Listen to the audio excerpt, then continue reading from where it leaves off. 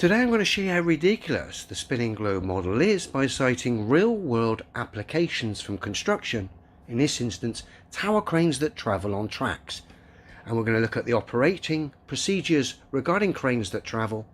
I'm going to give you a couple of examples showing you exactly what goes on, and the results of which of course highlight the absurdity of this spinning globe nonsense. First up, let's just read a couple of paragraphs. If cranes are to travel whilst carrying a load, the jib must, as far as practicable, face the direction of travel. The load must be suspended and as low and as close to the mast as practical. Cranes must not perform slewing and travelling motions simultaneously. And that is the globe killer, okay? They must not perform slewing and travelling motions simultaneously. Okay? Bear with me.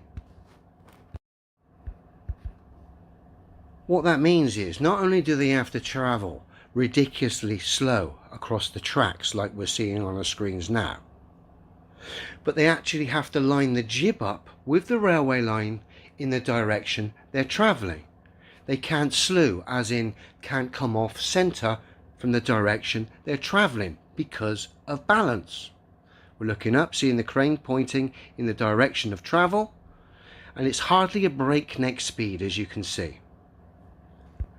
Now what I'm going to do now is give you a little bit more of a demo so you've got it, you can grasp fully what I'm saying here, but that's just a visual, seeing how slow these cranes travel and the procedures they need to entertain to travel safely. That is to line the jib up in the direction of travel. Okay, so bear with me.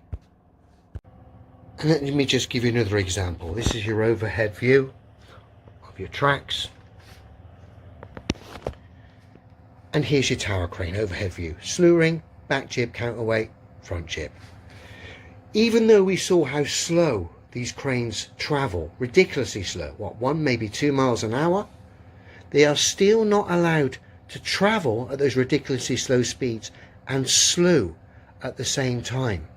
They're not allowed to do that for safety reasons. What they need to do is line the jib up with the direction of travel, travel to the radius of whatever it is they're going to be doing, put the brake on, and then they can slew and do the lifts they need to do. And if it's something they're bringing back to the other end of the site, they'll face the direction they're coming and then come back this end doing 1-2 miles an hour. But they are not allowed to travel and slew at the same time, even though they're only traveling at 1 or 2 miles an hour. And that operating procedure, which of course is for health and safety, is what keeps the crane upright so it doesn't go over. But we're expected to believe tower cranes can deal with 600 plus miles an hour spin, go around at 66,000 miles an hour, flying through the vacuum of space at 500,000 miles an hour, wobbling and oscillating. A crane has no problem doing all those different speeds at once. But the moment you introduce a real bit of movement, i.e. the crane on tracks, that can be tested and verified by all, the crane has ridiculous operating restrictions. It can't do its normal procedures. That shows you how ridiculous the globe is. You wouldn't be able to have a machine subjected to all the speeds the globe says are possible. Just wouldn't.